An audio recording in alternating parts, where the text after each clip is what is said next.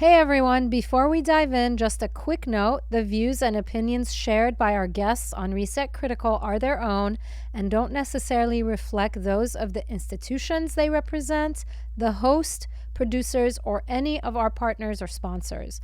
Some episodes touch on sensitive topics, so listener discretion is advised.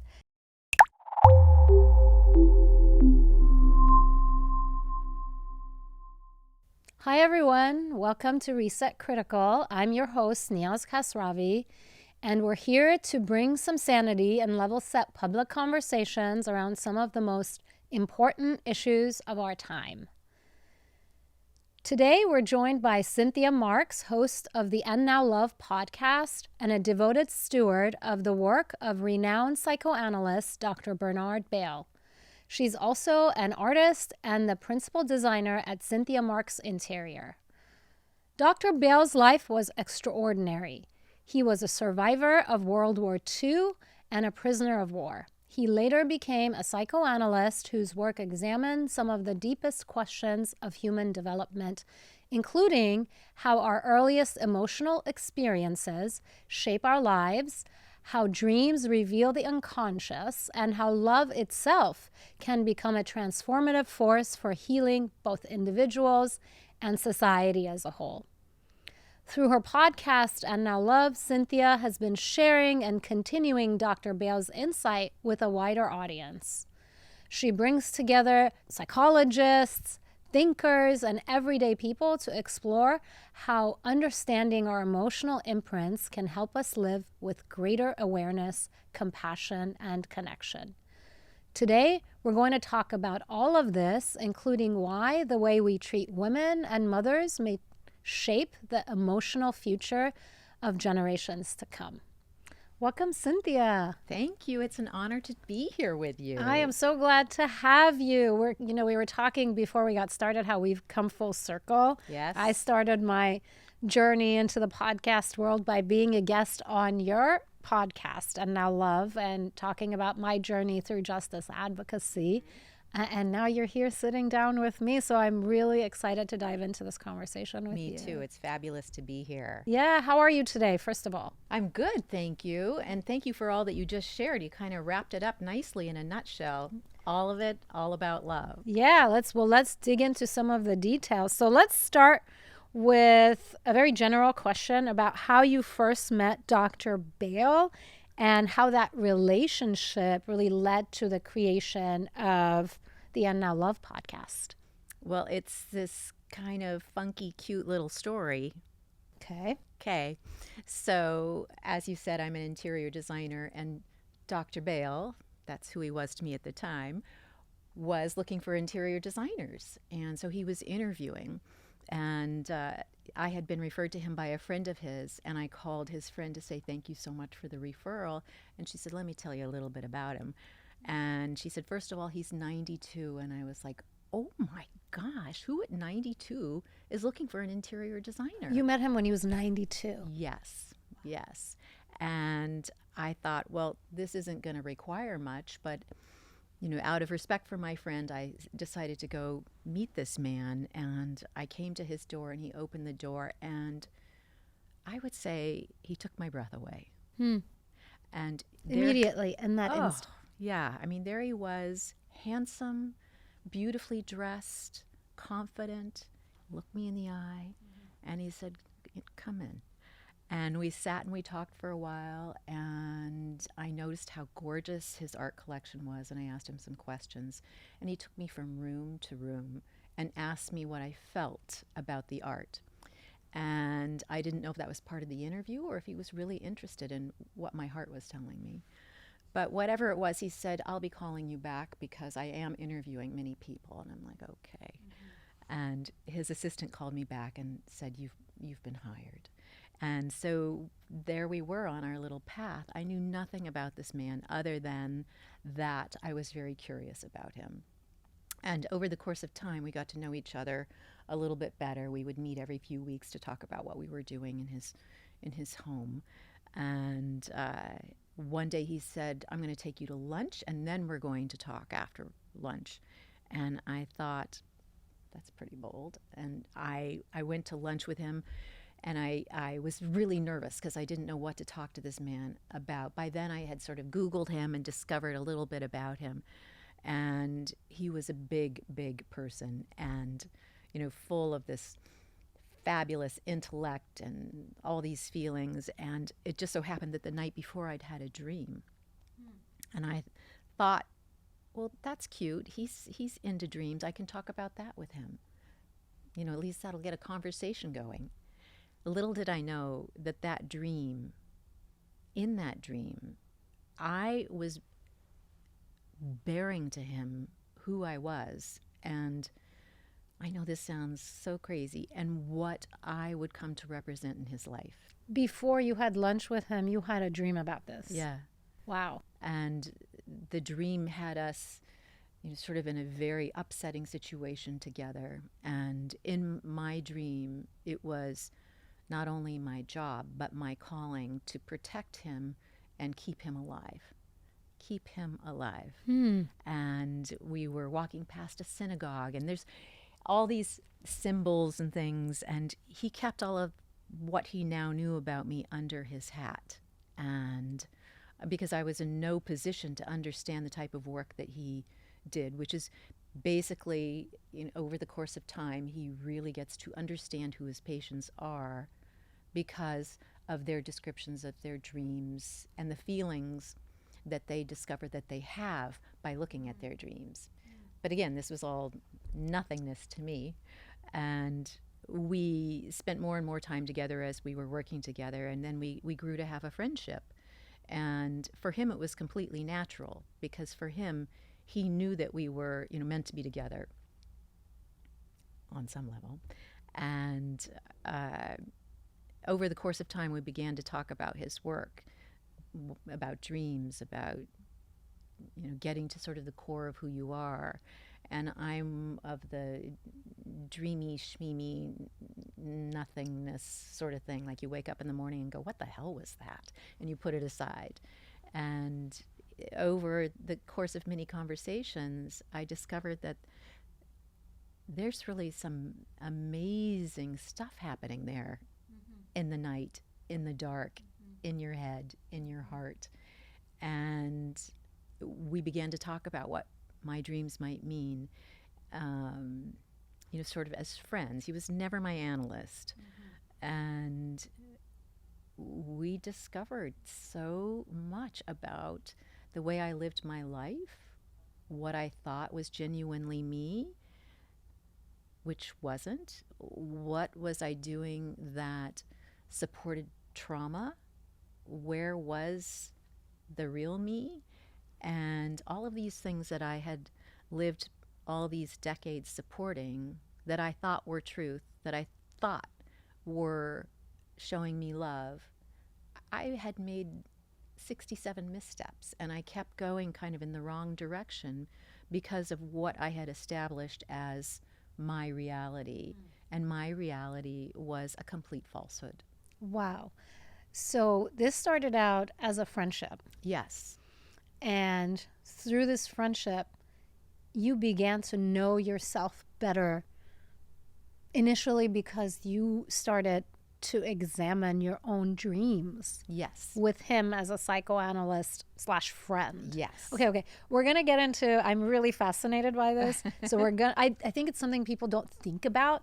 Most of us forget our dreams. Oh, for sure. Or don't even think we have them. Yeah. We all do. I know we do. And sometimes you remember them in the morning, and by afternoon, it's wiped clean from your memory. Write them down. Yeah, exactly. So we're going to get into that. But I wanted to ask you about what Dr. Bale was like as a person. I know a lot of people know about him through his work and his theories around psychoanalysis and dreams and love and the mother's imprint and, trauma for women, that goes unaddressed. But what was he like as a person? And then what made you want to share his ideas and his teachings with a wider audience? Good question. So what he was like in my arena, I came to know was completely surprising to many of his peers. He was very, very stoic, very intellectual, very reserved. And that's not the man I saw. So he let me into the Bernard part of Dr. Bernard Bale, which was lovely. But what he was, I think, for all of us, where we all benefit, was he was voraciously curious about what makes a human be their best human self. What have we been doing, all of us as individuals, which then, of course, references our communities? Where did we go so far off track? And how do we get ourselves back on track? And he struggled with that in his life. He came to realize that the help that he was getting, the places that he sought support, were not really helping him. And he decided then to sort of empty the buckets and fill them up with new stuff that was coming from his patients. I think I got a little off track from your question. That's okay. But it does represent who he is, voraciously curious and unknowingly at a young age spiritual, which he discovered later on. He had this curiosity about things, but it was sort of like, oh well, I don't know what that means, but And later on, he realized that, he sort of had this North Star guiding him through his life. And he realized that when he recognized that North Star, that he connected with that guide would send him in the right direction. Yeah. And, part of that is finally allowing for himself, love in with me. But when you first meet him, he has this, sort of gorgeous little glint in his eye and this very handsome smile, and is extremely inviting. And you can just sense sort of the protective nature about him, protective in terms of human spirit, not protective in a physical way. Right. Just, right. I've got you. Yeah. And not just for me, but for everyone. Yeah, it sounds like he had this sort of, and I know few people like this, not a lot, but this welcoming energy that is so rare that right when you meet them, you're like, oh, there is this human being. Yeah. And there's this connection that you can't really put in words, but it makes you feel at ease. Yes. And it also sounds like he believed in just humanity and human beings being able to evolve to become better. Yes. And that was the crux of why he did this work. It wasn't just to understand, it was how can we improve upon ourselves? Yes, exactly. And he believed that what we see in the world, look at our world now. If you think about what's going on outside, the chaos, the fear, the confusion, and think about what's going on inside. On so many levels, we all carry that deep in ourselves. And he really believed, and I do too, that in order for us to heal our outside world, we have to heal each of us. And you were describing perhaps his effect on other people just by being in his presence, and you would sense this kind of love or this protection or this I've got you kind of attitude, where that creates a curiosity in the person that's standing in front of him.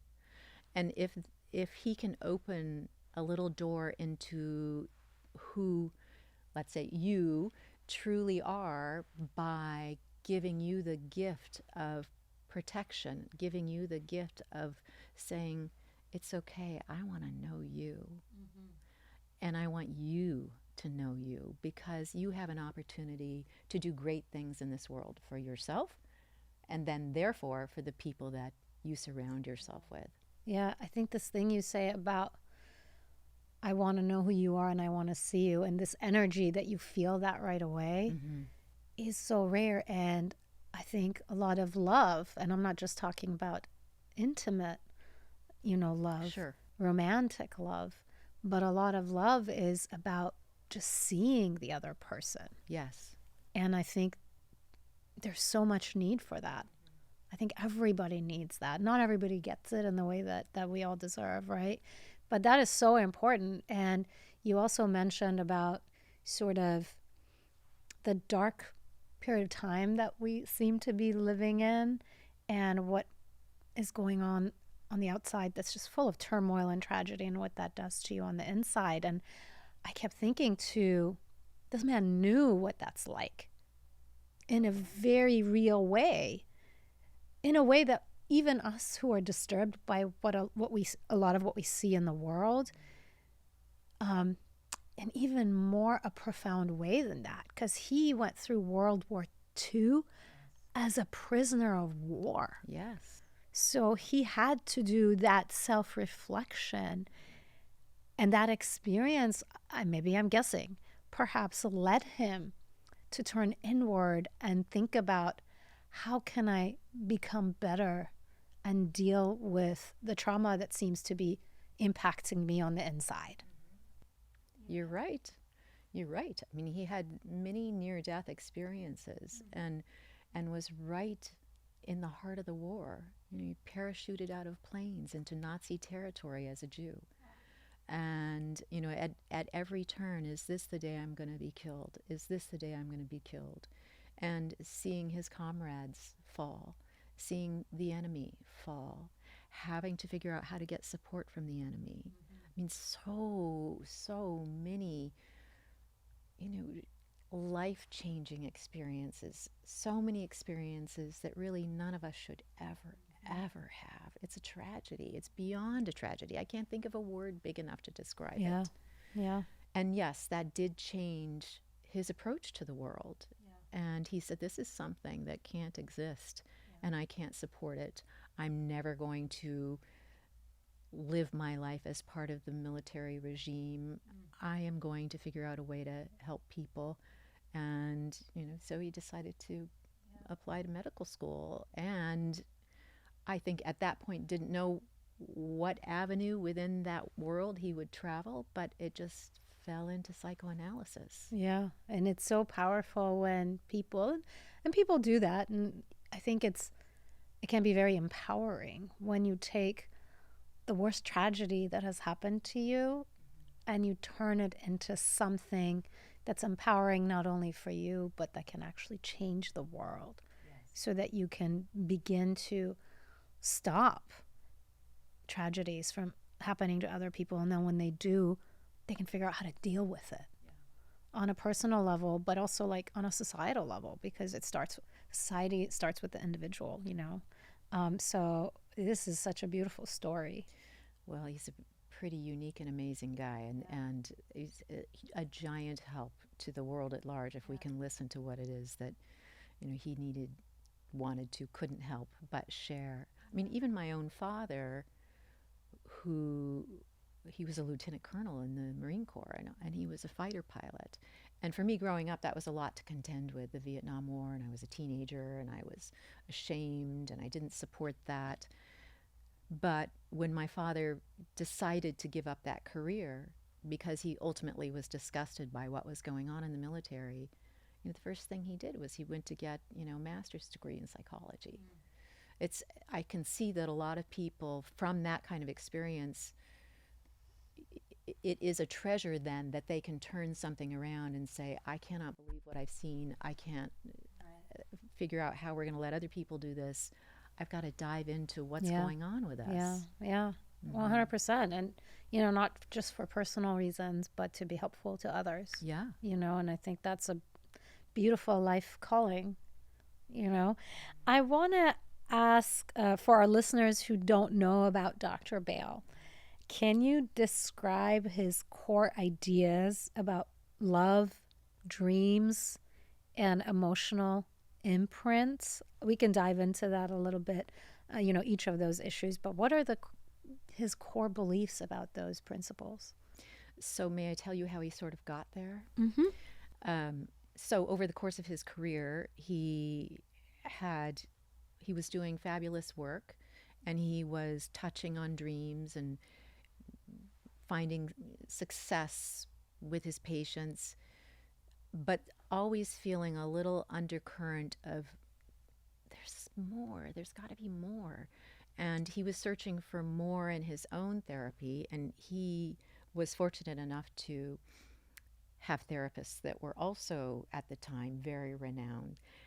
And he discovered that there wasn't a depth there that he felt he needed. As try as he may, they kind of couldn't get beyond a fairly intellectual discussion of psychoanalysis without getting, without removing lots of layers. Maybe they were removing a couple of layers. And it became so big to him, it was more than perturbing. It was a desperation. It's like, I cannot live my life like this. There's more. I know there's more. How do we get to the bottom of it? If I feel like this, everybody feels like this somewhere deep inside of them. Most of us walk around dismissing that. My life isn't what I want it to be. It's not what I imagine it would be, but this is the life I have. Oh, well. There's just no oh, well about it. There really isn't. Everybody deserves more than that. So he stopped doing what he was doing, and he started truly listening to the dreams of his patients and writing everything down. And he came to discover that everyone had a similar story unconsciously about their mothers, in that their mothers delivered to them because of their own trauma, stress, generational exposure to trauma, that they were passing that on unknowingly to their babies, to those little beings in utero. And the dreams that these people were having would take them back as far back as that time. And it's very sort of unrecognizable on the surface. But if you sit with someone for hours and diagnose what it is they're telling you that's coming from their unconscious, which is where your dreams are basically the key to your unconscious, you start to see these patterns of well, I wasn't loved, I wasn't fed. You see that people feel responsible for carrying the stress and trauma that their mothers felt. And this is not a conscious statement, it's an unconscious statement. If my mom is stressed, if my mom can't deal with the situation, and I'm in utero, I've got to take that stress from her, because she doesn't have time to deal with this. Otherwise, I'm not going to survive. I'm not going to survive if my mom is busy trying to work with me from an unfounded place. This isn't love. This isn't happiness. It's stress. It's fear. And so the baby takes it on. This is all unconscious, and carries that forward in life, knowing that that is how they must operate in the world.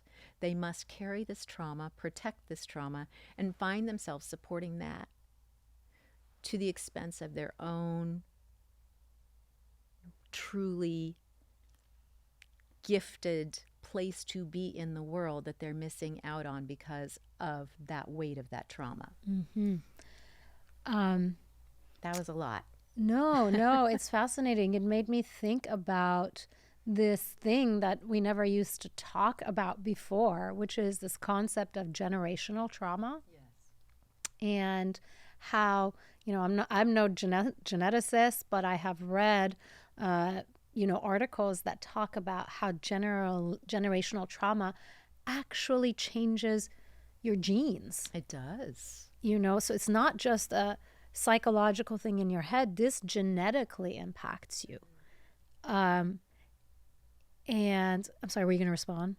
I'm going to say that is the truth. And over the course of time that I've known about this work and lived by this work and seen the benefits of this work, which is maybe 10 years now, in the beginning, in the first 5, 6, 7 years, when I would share this information with people, and it still happens, but their eyes would glaze over like, right. Okay, This is psychological mumbo jumbo, they would say. Yes. What a joke. What a joke. But now that it is scientifically proven, documented, it's become something more tangible for a lot of people. Oh, I see. So if I carry this trauma and I'm on edge, I am perhaps more likely to have diabetes present itself to me physically rather than just be a little gene that doesn't really come from a little gene that doesn't finally express itself. But it's as if the trauma that you carry, can really it how do I describe this? It's like let's say we had a discussion with Dr. Tracy Bale. She's a neuroscientist, and we were talking about ADHD and how those individuals with that are kind of on high alert. They're that's why you are thinking perhaps that there's an attention deficit. They just inside of them have so many things to attend to, likely because of the stress, the anxiety, the fear that was passed on to them from previous generations. So you can imagine, someone before them had been in war and they were always having to be watchful. There's somebody who's, going to kill me. So that little kid in school is looking out the window. He sees that bird land on that branch. Is that a bird, or is that someone that's, out to threaten me or threaten my classmate? Right. Instinctually, not like cognitively, because the child not remembers what cognitively. the mother was going through when It's he or all she in the was in unconscious. the womb. Yeah. All in the unconscious. But I mean, what a load of trauma for an individual like that to carry, where everything is a potential risk, where you, in order to protect yourself and the people around you, you're looking at something outside the classroom or outside of whatever experience you're in, and you can't focus on the thing that you're supposed to focus on. That's safe, but these other things you've got to manage. Yeah. It's interesting. This reminds me of a story that my mom always tells. I have a sister. She's a year and a half younger than I am. And when my mother was pregnant with my sister, her family experienced a really big tragedy for them. My youngest uncle, who was 18 at the time, had come down with prostate cancer. Oh, my goodness. And he was the darling of the family, and it ended up taking his life. And this all happened when my sister was, in my mother's womb. And she always has said this story that when my sister was born, she came out with this sort of sad, serious frown and energy that was palpable, Isn't and that something? and when I hear you talk about this imprint, that story clicks and it falls into place. It sure does. And I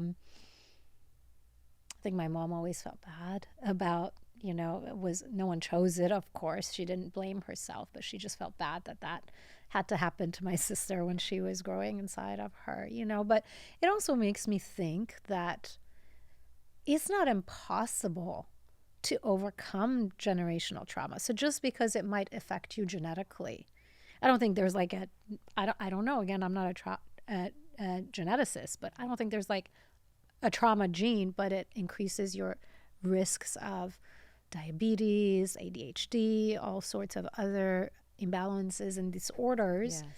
Yes. But you can deal. I was going to get into this a little bit later, but I think it's more natural to talk about it as it comes to my head. You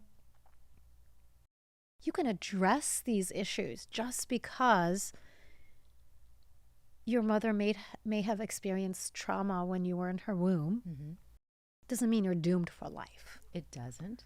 And it also, I have to say again and again, doesn't mean that your mom was not doing the very best she could. So it's not blaming the mother. Yes. It's about what we do Yes. to deal with the trauma, both the mother and also the child or the children that come into the world through her. Well, the hope is that one day mental health, in the way that we're speaking about it, will be as sort of well considered and well respected as our physical ailments are. I mean, you can go to the doctor and you can say, I'll just say diabetes again, I have diabetes. And there's not really a shame about that. But still today, you can't go to the doctor and say, I don't know what to do. I feel so confused. I'm upset. I just want to crawl in a hole. There's still a giant stigma about that. Yeah. But one day, the idea of being able to connect those two, if you could go to a doctor and the doctor says, look, I see in your family history that you are prone to diabetes, and let's talk about what's going on. What was life like? What are your mental health concerns or issues? Do you even know? And you could say, one way we can help treat this is by taking care of you emotionally, is by making you emotionally healthy. Yeah.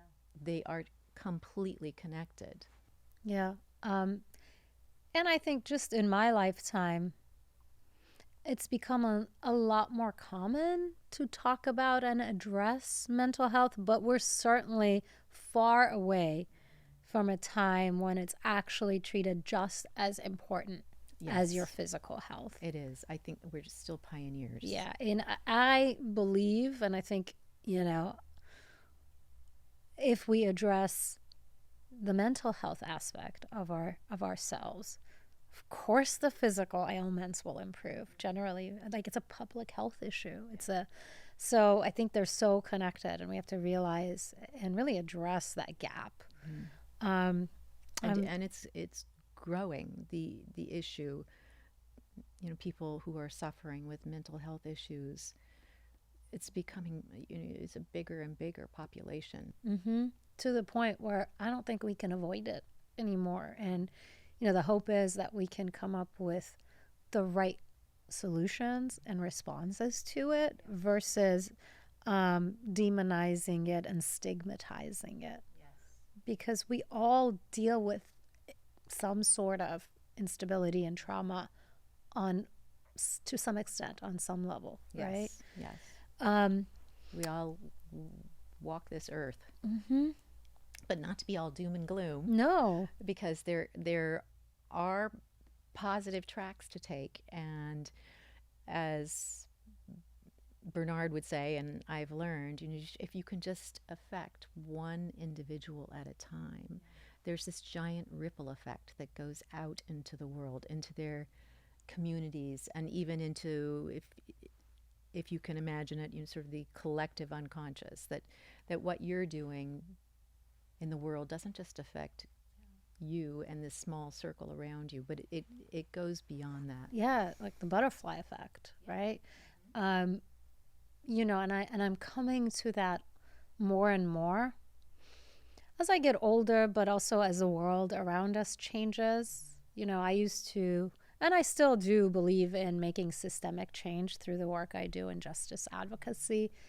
But as we see so much darkness and hopelessness around us on a systemic level, I am really beginning to have a lot more respect and crave that direct contact and direct support of an individual, because I've spent a lot of my career working on changing laws and systems and, policies and practices. But I think as I get older, I realize that the counterpart to that, the other puzzle, the piece of the puzzle that fits into that, is this one-on-one working with people and changing individuals or ourselves one person at a time. And I don't think you can have one without the other. True. Yeah. I agree. I want to get into this idea of dreams. Dr. Bale's belief that dreams are important in understanding ourselves. Why did he believe this? You said you guys started talking about his dreams, and when he started in medical school studying these issues, he was focused on dreams. Why did he believe dreams are so important for us to understand who we are? Well, I don't know that in medical school he was focused on dreams, but through the course of his work as an analyst, part of what you do is really work with people in their dreams, and there's working with people in their dreams up here, and then there's working with people in their dreams down here. And he discovered that what he was doing, although helpful, was very sort of topical. And when he reached a low point in his own therapy, he broke away from everything he knew and said, I'm just going to let these people talk, his patients. I'm just going to listen to their dreams. We're going to just focus on that. What kind of gift will I be given? What information am I going to discover about this person that then I can turn around and let them help themselves with? And it was during that period of time where he wrote down the dreams of hundreds of patients, not hundreds of patients, hundreds of dreams from his patients, that he said, this is important. This is important. These patients have given me a key to their unconscious. And in that unconscious, everything about us is held. Our past, our trauma, what is real about us, what we're using just to walk through the day rather than have to take that big jump to talk about, feel who we really are. We've spent our lives generally just trying to survive emotionally, which means we are not able to get back to what we truly were when we first came to this earth. We're so busy just surviving on the surface that we don't see this gift. And at the base of each of us, he discovered, is love, true love. Love of self, love of each other, love of community, at the base of who we are. And if you can use your dreams to remove some of these layers of trauma and get to that place, it is, I don't think I even have words for that. It's just an unbelievable, life-changing place to come from.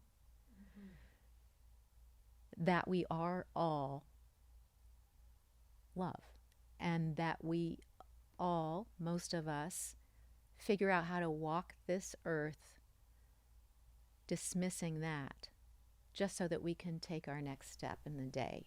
Dismissing the love?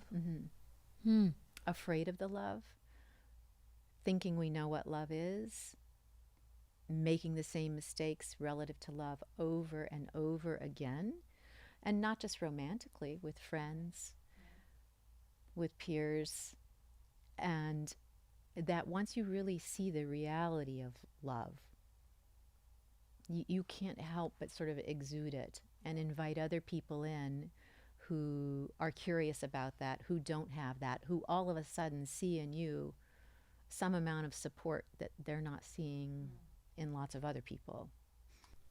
And I'm going to come back to this concept of love because I think it's so misunderstood and misrepresented. I want to come back to that.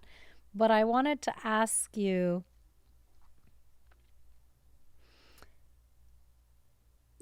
how have you seen people transform after understanding their dreams? And I know you can't, you're not a psychoanalyst, but you have worked with people who have come on your show and talked about this, but also even your own experience. I don't know if you can share about how understanding your dreams has changed who you are. Like, if you have any examples or some way that this can be a bit less abstract and more concrete for people who are listening.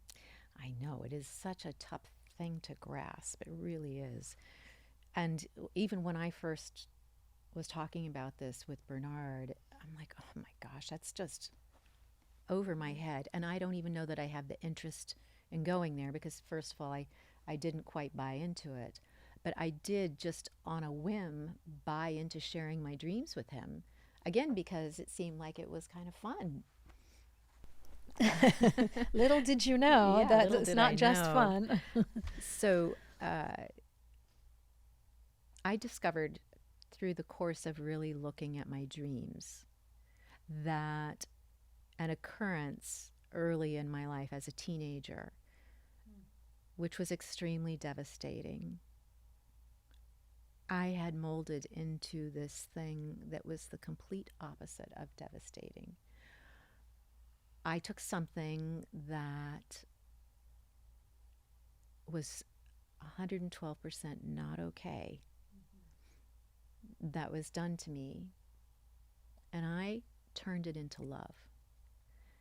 And I used that as my touchstone. Everything else in my life needed to match this thing.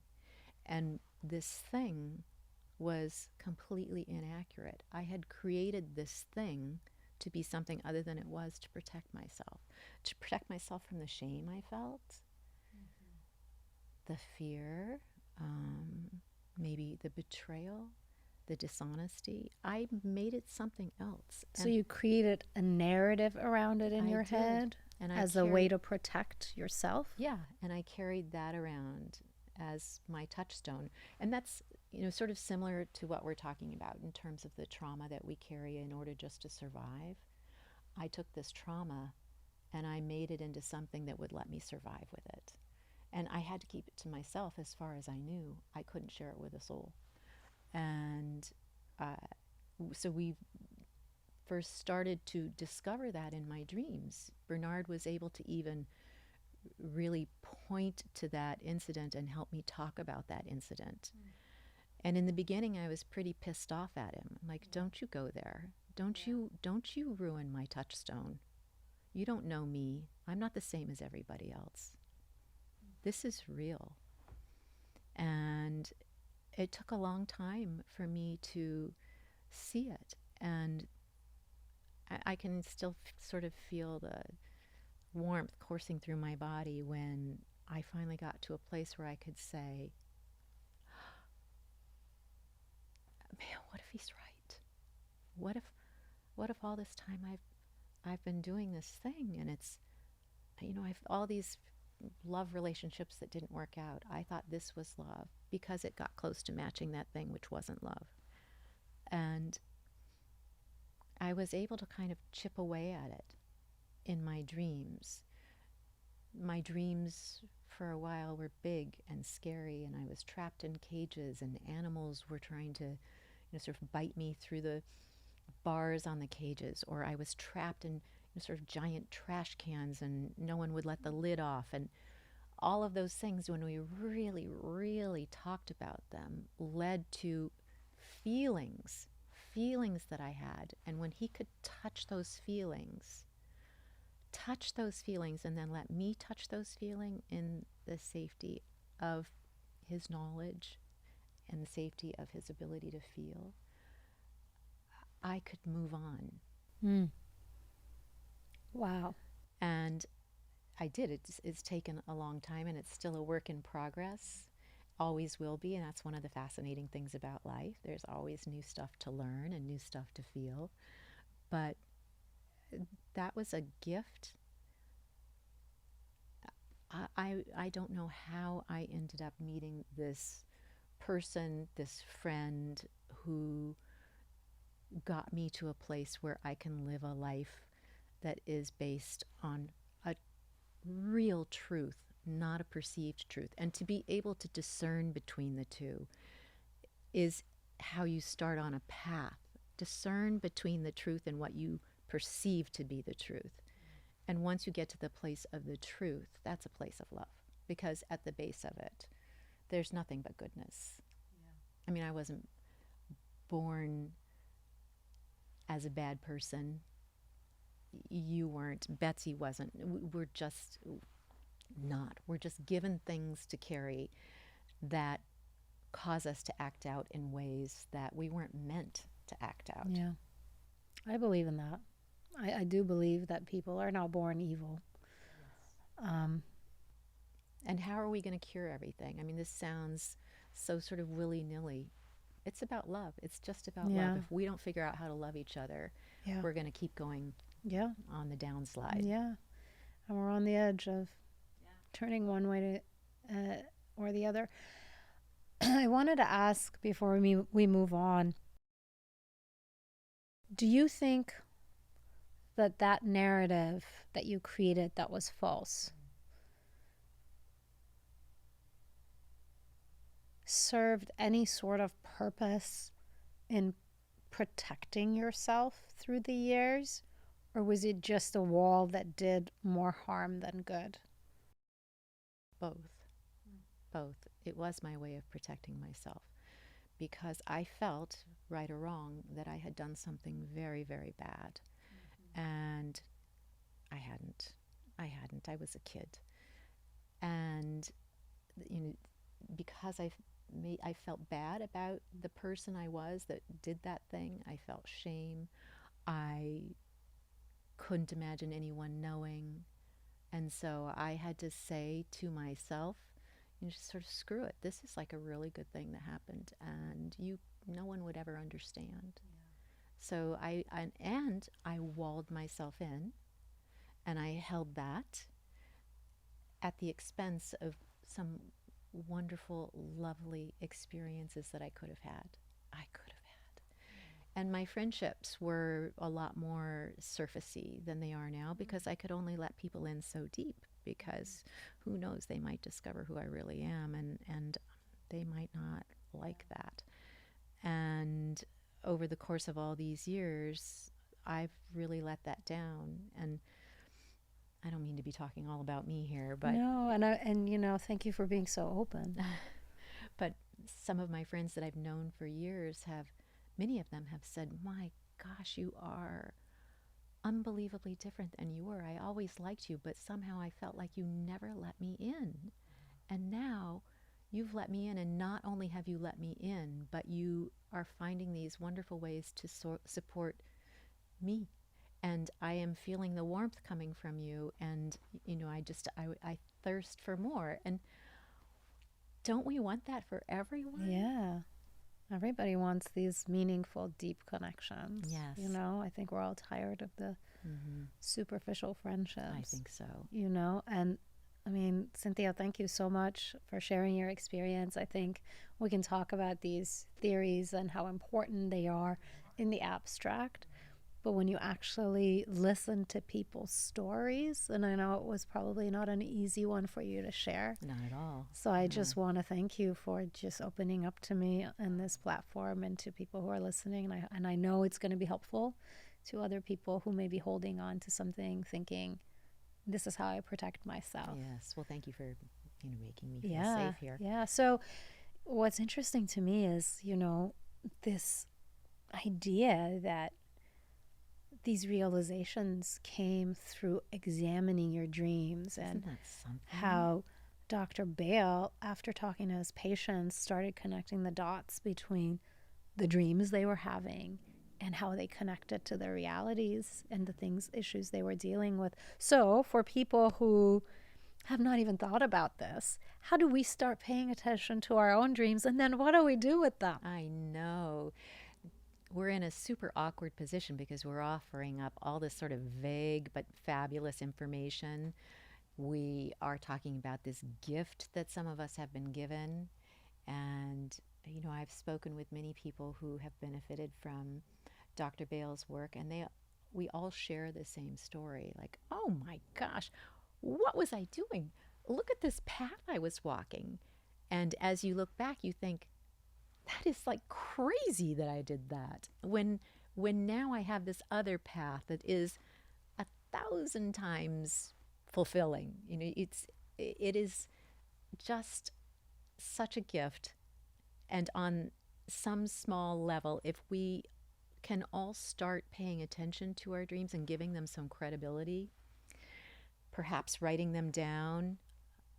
Obviously, most of us can't sit in a psychoanalyst's office with someone who knows this work. There are very few people who are really practicing in this methodology. I hope that it catches on. I hope so too. I hope so too. That was a giant obstacle for Bernard. He had to be a rebel and stand his ground and stick with it, at the expense of losing peers, friends, referrals, teaching positions. But he's like, hell no, this is the right way to go. So write down your dreams and come back and look at them, and look at them over the course of time, and sit with the images, whatever it is. You find yourself just about to fall off the edge of a boat into the water. What did that feel like? What did that feel like? What did that remind you of? Did it evoke something from your past? So don't just write down the dreams, but give yourself the opportunity to feel something, and then see how your dreams, sort of progress. Does that feeling come again and again, maybe in different formats? Maybe you're not always on the edge of a boat. Maybe, you're in a raft going over a waterfall. Who knows what it is? But then put yourself in tune with those feelings, and what in your past also elicited those feelings. What can you remember that brought that to you? And you can start to even, talk about it with like-minded people, other people who might be curious about their dreams. And I think you can start to put together kind of a narrative for yourself that allows you to heal from some of these experiences, allows you to heal from the trauma that you've been carrying that you thought was you. You are not your trauma. You are not your trauma. It is a thing that you are weighted down by. Yeah. And the idea is to release the trauma so that you can be who you are. Yeah, so it's not blocked. Yeah. I'm going to have to buy a new journal and put it on my bedside table and write down You're going to fill it up quickly. Yeah. It's interesting. I was thinking, I usually these days remember the crazy dreams and the scary ones. I don't often remember the good ones, which is kind of sad. I start to think whether it's a matter of age. It has something to do with like getting older. When I was younger, in my 20s and probably through my 30s, and I know this is a common thing, I used to have flying dreams. Yeah. And I still, when I close my eyes and think about it, I can remember how it felt to fly over a beautiful green landscape. And it was the most amazing feeling in the world. Such a release. Oh my God. And they were very common. Like it would happen all the time. And then at some point in my life, it just started happening and I missed them. Oh. And I wish they would come back. Well, I think those flying dreams mean different things to all of us, but it's interesting because when I was learning about the symbols associated with dreams, I'm like, that makes no sense. Who came up with this list of symbols? And, why does a cup of coffee mean that? Well, clearly, if you think about it, a cup of coffee, we all have this same perception, energy, waking up in the morning, establishing your day. So if as a collective we have the same ideas about these things, then in our dreams they're going to take that space. Driving a car, you're in charge, or you're going off the road all the time, you're not feeling like you're in charge. Flying, this release. Is it a release from the trauma? Is it saying to you, hey, there's a better way? Is it saying to you, don't go there, just avoid this, keep flying over there? And the way the symbol applies to each of us will be different. Yeah, for me, it was a feeling of freedom rather than escape. It was like a feeling of possibilities and idealism and anything is possible. I'm above it all. Isn't that lovely? That's wonderful. I loved it. Well, and Dr. Bale was a believer in spirituality, and he would say that, oftentimes we will see spirit in our dreams. Like there's a person there who is just this lovely vision, whatever that means to you, and They're reaching out to take your hand, or they're saying, I'll never leave you, or come back again. And that is a connection to love, and therefore a connection to spirit. I love this. I'm going to start recording my dreams, like writing them down. I want to turn now to this concept of love and the way that Dr. Bale spoke about it. It sounded less like romantic love and more like a transformative force. How did he define love?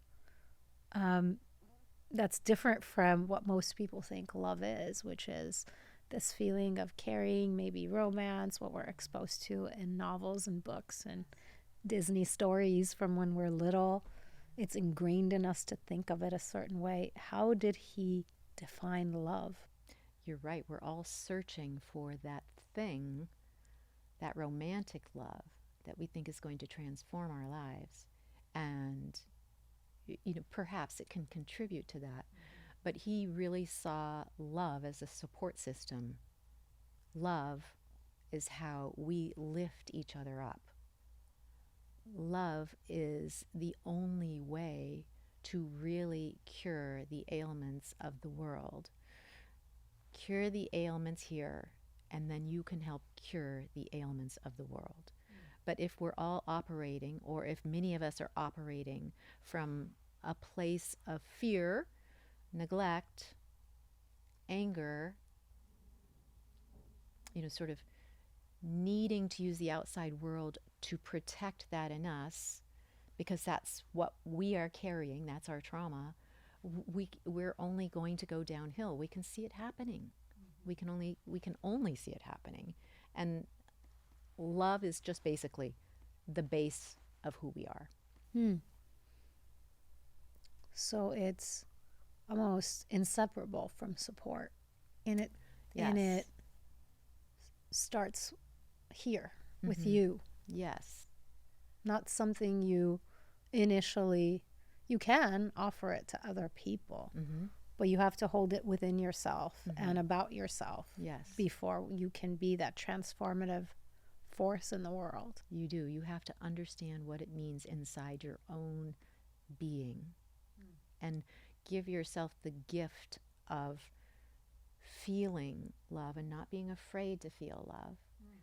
And then once you're not afraid to feel love, then you can pass that along to other people in terms of empathy, compassion, just forthright knowing that part of your task as a human is to uplift other humans. And really, you do that well when you come from love. And I mean, love is an intangible thing. It's really hard to put a finger on it. But I know through the course of my time with Bernard as a loving husband and as a loving friend first, that there is this feeling that exists that I never knew. And all of us can get there. Yeah. And often you know it when you see it. It all is starting to make sense, because as we're talking about dreams and what they can tell you about the trauma you carry and what you're doing with it, and we get that trauma from multiple factors, but also from our mother and from generations and from the context in which we grew up. And until we deal with that trauma, and perhaps a vehicle to do that is through the dreams, and then we can come to a place of true love, both for ourselves and for people that we interact with. It's all starting to form this beautiful puzzle and beautiful chart in my head. It takes a while to grasp, and it's not to say that there are not stumbling blocks along the way, because even in your dreams, you'll have a dream where it's hard to recognize sometimes. It'll be like, not so fast. Don't drop that trauma. You think you're going to live a life without that? That's all you know. It's like, go ahead, try that. You're not going to succeed. So you have to muster up the courage, consciously and unconsciously, to really face the truth. Where am I? What am I? Who am I? What do I feel? Why do I feel this way? And go with it. And it's scary. It really, if you release all this trauma, what goes there? What do you fill that space with? It requires us, I always talk about this, the aversion to putting yourself in situations where you don't feel quite comfortable. But I think we can't change anything about ourselves or the world or anything until we're able to get out of our comfort zone. And that doesn't mean throw yourself in the midst of a fire. Sure. You can take baby steps, right? But I think that's what this kind of work requires. And if you want to get to that level where you are experiencing that transformative love, both internally and being able to offer it to other people, you have to take these steps in order to get there. Why do you think people today, you look around and you see that folks are struggling to experience real love? What do you attribute that to? And, can people learn it if they didn't experience it growing up or were never exposed to the real thing? Yes. And there are so many kind of concrete examples of what you're saying, like a youngster who's grown up in a household where the parents were so busy trying to figure out ways to take care of themselves, either in a healthy or unhealthy manner, that the children are dismissed, put aside, abused, left without love, not feeling love. They grow to, I'm thinking of one instance where we spoke with a gentleman. His name was Adonai, and he was in the prison system for most of his life, for about 32 years. This was a guest on your podcast? Yes. And he was imprisoned because he murdered someone at the age of 16. And so his whole life after that was framed, of course, by that experience. Of course, he never expected to leave prison, but he said that he grew up in a household much like I'm describing. He felt no love. He felt more like he was annoying to his mom. He didn't know his dad, maybe even hated. And here he has this opportunity on the street to become a gang member. And these 2 or 3 people who are engaging with him are offering him what he thinks is love. We've got your back. We're here to support you. We'll feed you. We'll take care of you. And you'll do the same for us. And he's like, oh, this feels good. This is love. I've never had this experience. Well, obviously, we know that's not love. Because it is that support, though, right? The support that they might not be getting. Mm-hmm. And so he bought into doing whatever it was they asked him to do to keep that, what he thought was love, afloat, to the point of murder. And in his own right, without Dr. Bale or without this kind of psychoanalytic support, he found a way. He found a way to better himself over the course of many years and finally, be paroled after trying and trying and trying. And he has the most awesome, fabulous life where his gift in the world is to give back to others. Yeah, and I work with a lot of formerly incarcerated people, and there are so many profound stories, which goes to the concept that we were talking about earlier in our conversation, that from the depths of your worst tragedies can come the biggest, most empowering, hopeful changes in your life. Yes. I think it takes something inside in order to do that. But it's possible. It is. And I think we all have it, but I don't think we can all get to it. I think we all have it. And for example, Adonai, just for him, his presence, the gleam in his eye, the love that he exudes. I mean, Bernard himself would say, I'm here to make sure that people with new thoughts, people with new ideas about psychoanalysis, about love, about humanity, those people need to be heard. There's not just one way.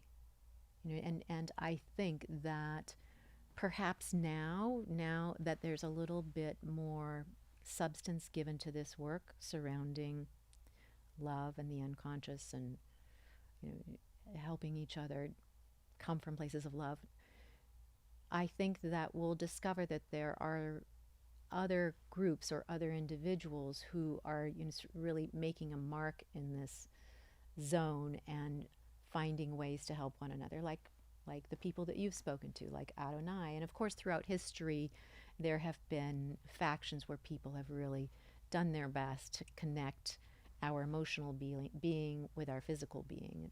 It's that concept I don't think is new, but the way that Dr. Bale gets to it with us as individuals is unique. Yeah.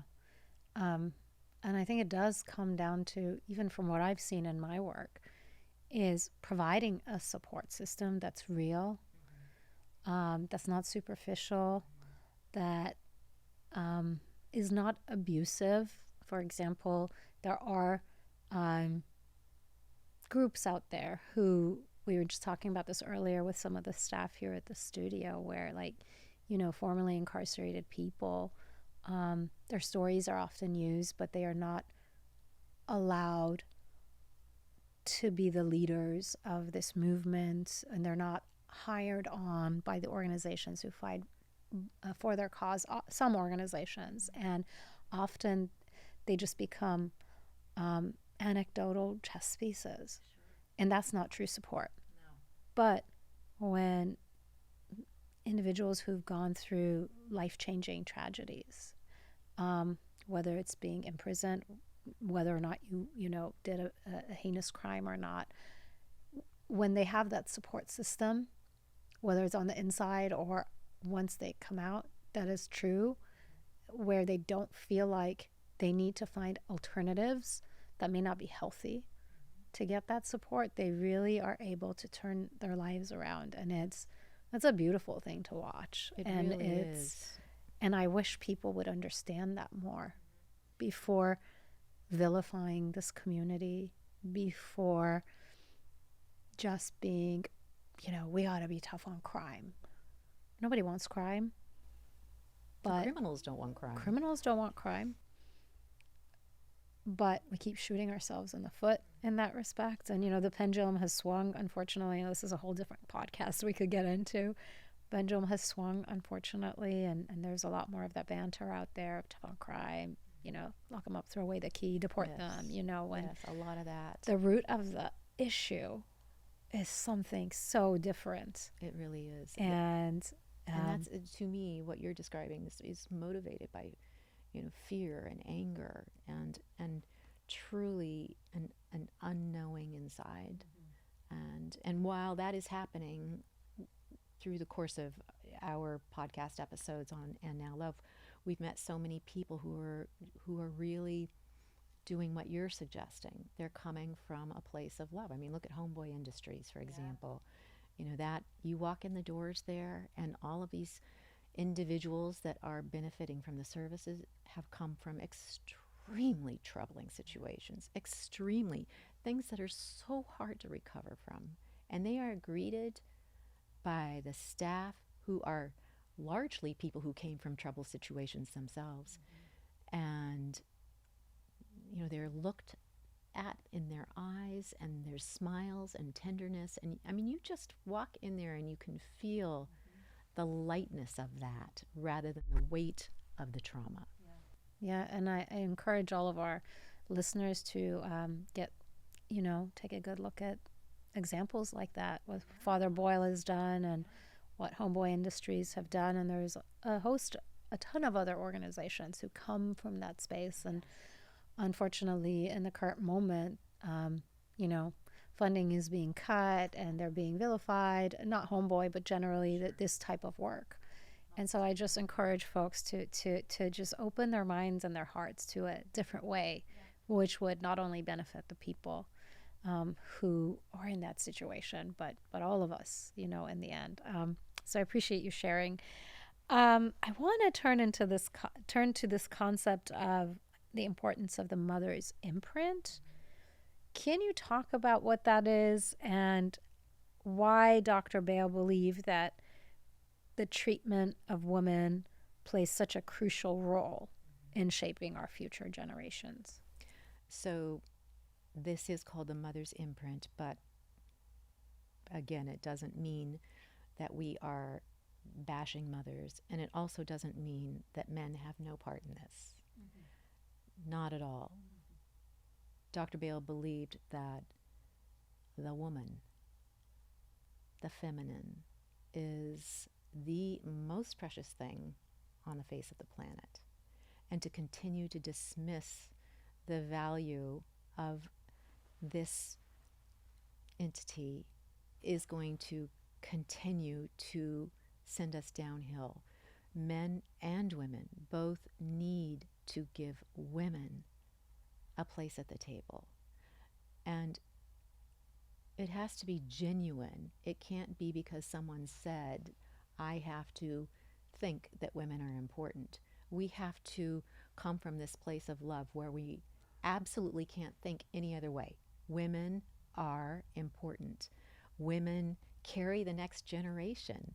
I mean, men, of course, plant the seed too, and that part of the process, the man half has to understand that women and men work together emotionally, intellectually, in all ways, and that without this understanding of the importance of women, war will continue.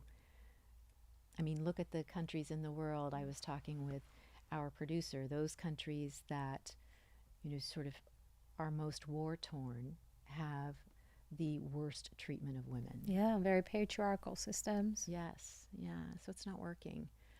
And in order for healthy generations to come forward, the women carrying those children need to know that they are equal, well treated, not dismissed, but not in a way that is, I don't know, what do I want to say, is cute. Like, okay, well, we'll let you be a woman and you can have a seat at the table. It has to just be patronizing way. Yes, innately right on. Innately right on. Like, yeah, of course.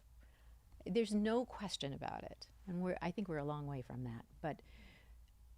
But the mother's imprint is the trauma that is placed on all of us, boys and girls, men and women, that is delivered to us by our mother in utero, because our mother is the only one that can carry us to life, at least right now. And so everything that comes from the father generationally, from the mother generationally, is poured into that being. And so as much as men continue to put women in a second-class position or worse, that will continue to be impressed upon generation after generation. Mm-hmm. And if we learn how to come from this place of love, that's just not going to happen. Yeah. I mean, I would argue, and I would love to hear what you think about this, that it's not only what happens when a woman has a child in her uterus, because more and more women, myself included, are choosing not to have children. But the undervaluing of the feminine and what we bring to society as a whole and the values that drive us are also just as important. What would you think of that? What do you think Dr. Bale would say about the undervaluing of women in general, whether or not they choose to be mothers? Well, he would say that it was horrific, and it would, in fact, make him angry, because that is something that, whether as a young man he felt the same way he did when I met him or in his later years, I don't know. I sort of suspect maybe because he had a lot of growth that he did in his life. Mm-hmm. But he would, I think, want all of us as individuals, men and women, to work on ourselves to make sure that whatever we've been imprinted with is not going to propel us forward through the course of our lives where we perpetuate that. Right. Because you can act on that trauma, because we all came from the mother's womb. Yeah, this is kind of clicking in my head now. So it doesn't matter whether you are a mother or not. We all have mothers. Yes. And, you know, I guess what I was thinking when we were talking is like, I would hate to feed into this new but old talking point that's going around in today's sociopolitical, you know, dynamic where women are only important as mothers, and, you know, women should vote the way their husbands say, you know, where we're seeing a resurgence of some of this mentality. And I would hate for this beautiful theory and his work to be twisted into that, which is why I wanted to highlight that. That's a good point. Thank you. And I think, I mean, he would always say, women need to have a seat at a table. Now, right now. Is that wholly achievable right now? Absolutely not. And again, the only way we can really get to it is to look at ourselves as individuals and figure out how to come from a different point of view. And his stress on maternity was because the only way new generations are coming is because women are going to carry babies into the world. Right. Not all of us will. Yeah. That's 100% okay. But we want the next generation to be healthy. And so we need desperately to help those people who choose to be mothers become as healthy as they can and understand on some level, even if it's not fully grasped, that what you're doing with this precious life that you're carrying must be of such great importance and come from whatever love you can muster. Think about the things that you're stressed about and whether or not you feel it's important to pass that on. I mean, you're not doing it knowingly, but that in no way dismisses the value of us as women now on planet Earth. And I am so concerned about the backslide that we're taking. I think we should all be. Like always, I'm hopeful that it's not going to, you know, prevail in the long run, but we got to deal with it now. And all of us, no matter what role we play in society, what position we hold, have a hand in that. I wanted to ask you more about the podcast.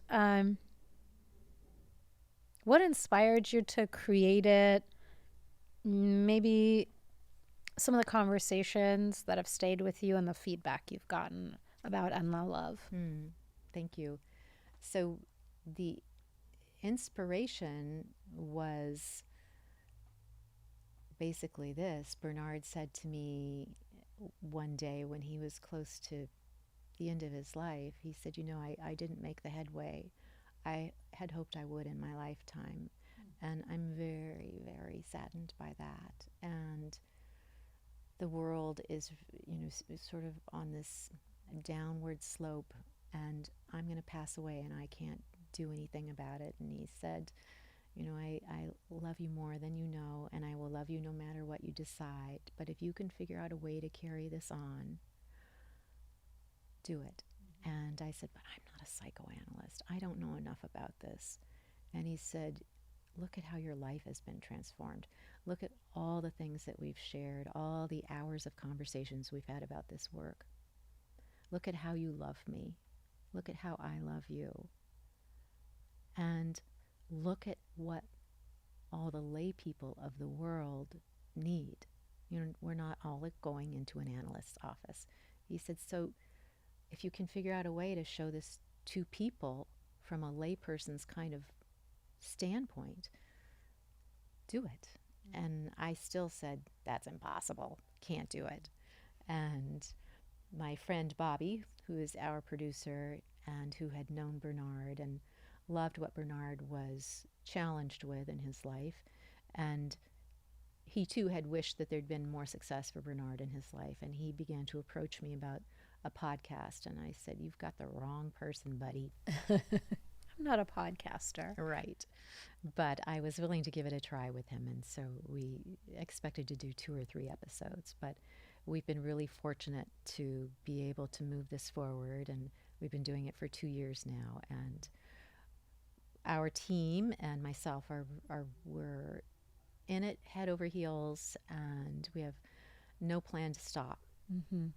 Well, it's very much needed.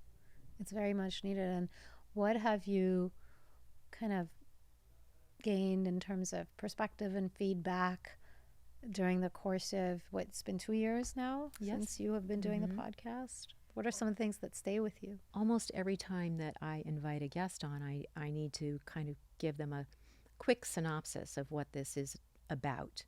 And most people take a deeper dive. I can tell when 2 weeks later they come to chat with me that they've done some investigating, and even just that little bit is pretty fabulous, and I so appreciate that. And I also come to it thinking, I don't know if this person is going to, roll their eyes and think, okay, I'll be on the podcast, but what she's saying, there is none of that. And we've been able to bring to light the work of many people outside of Dr. Bale's world who are doing fabulous and good things for their communities or for themselves as individuals. So there are ways to get to the place where you can begin to understand what love is, and maybe we're all continuing to explore, as I say, but I've discovered, and this has been just the biggest gift, how many people there are that understand that those people who have mental health issues, even physical issues, are underprivileged, are underwhelmed on some level, are getting support from some of us. They're getting support that's coming from a place of love. The conversations I'm having about people saying, look, I can't just walk over to this homeless tent and say, I've got a bed for you tonight, because that person doesn't know who you are, even though you're trying to help. You've got to come to them with some amount of empathy. You've got to create a trust. You've got to come from some kind of love that allows them to reach out and take your hand. Right. An understanding of their situation versus wanting to offer a solution, which is mostly just like self-centered. Not in a bad way. You're trying to help. But I think that I see you. Yeah. This thing goes both ways. And I'm sorry you're in this situation. And, and then offering to help them. That's beautiful, Cynthia. It is. And that's a longer process. It's taking a piece of who you are and giving it to that other person. And not all of us have the time, the wherewithal, the desire to do that. I get that most of us want to help some group of people on some level, but really to understand how to see each other is at the base of it. Yeah. Again, there's that word love. Yeah. So I guess speaking about the word love, what do you think if Dr. Bale was with us, he would say to the younger generation and to young people in the future generations about love? Well, I ask him that all the time. Well, he would say just what he's, I think, always professed. Have a look at yourself. Have a look at the world around you. See where it's falling apart. How does that hit you internally? And what do you need to look at internally? And please let yourself know that you are good. You are truth. You are love.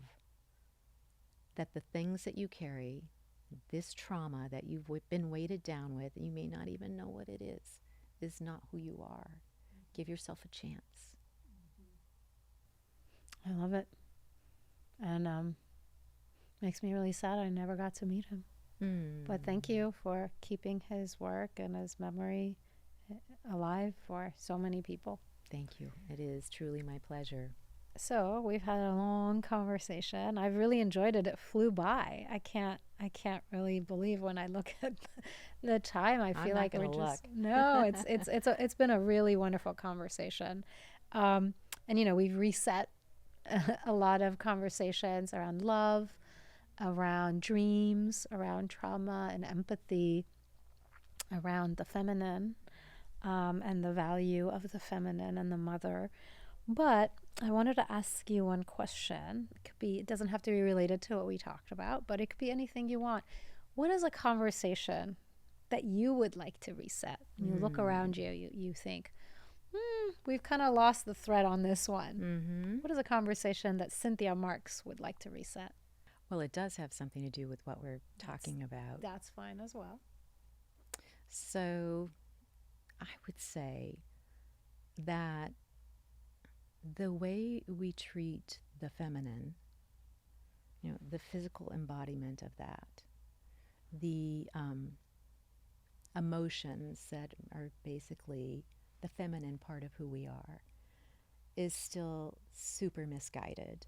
And rather than sort of having this underlying stance, at least this is what I see, of women manning up. Like, if women managed to live in the world the way a man would, or if they could, then everything would be all right. It's not about manning up. It is so not about manning up. It's really about womaning up. Because there is no shame in having feelings. There's no shame in emotion. It is not a sign of weakness. It is awesome. It is courage. Part of who we are. Yeah. It is courage. Yeah. It's a big deal. And to operate in this world with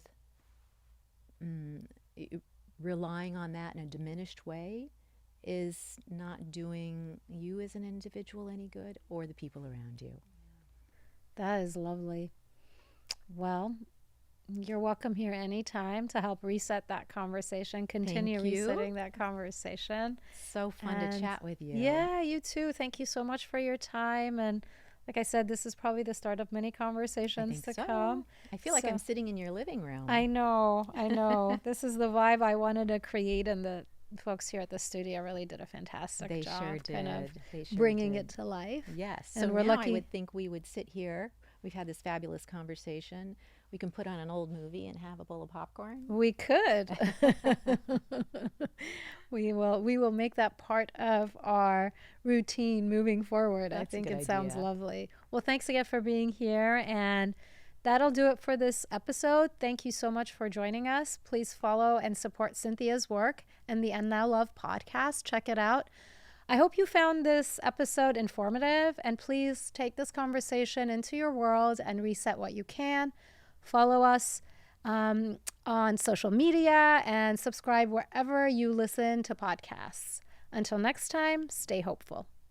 Thanks for tuning in to Reset Critical. Remember, the opinions you heard today belong to our guests and don't necessarily reflect the views of the institutions they represent, the host, producers, or our sponsors and affiliates. Mentions of products or organizations aren't endorsements. We're here to spark ideas and dialogue. Until next time, take care and keep thinking critically.